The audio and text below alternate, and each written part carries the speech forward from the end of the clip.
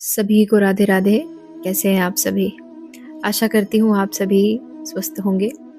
आज है 3 जनवरी 2026 और आज की वाणी है, गुरु की आज्ञा का पालन करना ही सर्वश्रेष्ठ उपासना है। गुरु गोविंद दो खड़े काके लागू पाए, बलिहारी गुरु आपनो गोविंद दियो बताए। यदि गुरु और भगवान दोनों सामने खड़े हो तो पहले गुरु के चरणों में प्रणाम करना चाहिए, क्योंकि गुरु ने ही भगवान तक पहुंचने का मार्ग दिखाया है। इसीलिए गुरु की आज्ञा मानना सीधे भगवान की भक्ति बन जाता है। अब जरा सोचिए, एक उदाहरण से मैं आपको समझाने की कोशिश कर रही हूँ इस वाणी को। मान लो कोई बच्चा रोज कहे, माँ मैं बहुत तुमसे प्यार करता हूँ, लेकिन माँ जो बोल रही है वो कभी करता ही नहीं, ना समय पे सोना ना समय पे खाना, तो क्या वो प्यार सच्चा कहलाएगा? आप ही बताइए। नहीं ना।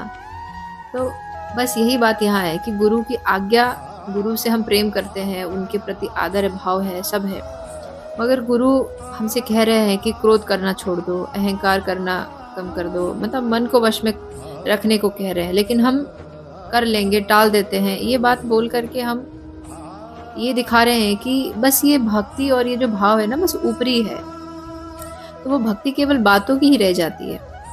इसलिए कहा गया है, गुरु की आज्ञा का पालन करना ही सबसे बड़ी पूजा है। बस यहाँ पे महाराज जी भी यही कह रहे हैं कि गुरु का पालन करिए, वही आपकी सबसे बड़ी उपासना है, सबसे बड़ी साधना है। उसके अलावा आपको कोई कुछ और करने की जरूरत नहीं है, क्योंकि गुरु की आज्ञा मानते ही मन खुद ब खुद झुक जाता है। और जब हम मन झुका रहे तो कहीं ना कहीं हमारे अहंकार कम हो रहा है, तभी अहंकार टूटा तो समझिए भगवान अपने आप आपके पास आ जाए।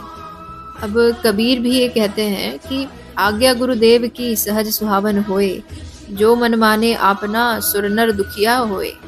गुरु की बात मानना आसान भी है और सुंदर भी, लेकिन जो आदमी मन की चलाता है ना, वो सबसे ज़्यादा दुखी रहता है। इसीलिए भगवान को मन से नहीं, गुरु की आज्ञा से ही पाया जा सकता है। आशा करती हूँ आपने आज की वाणी को समझा होगा और कोशिश करिएगा इसको केवल समझने की नहीं, अपने जीवन में उतारने की।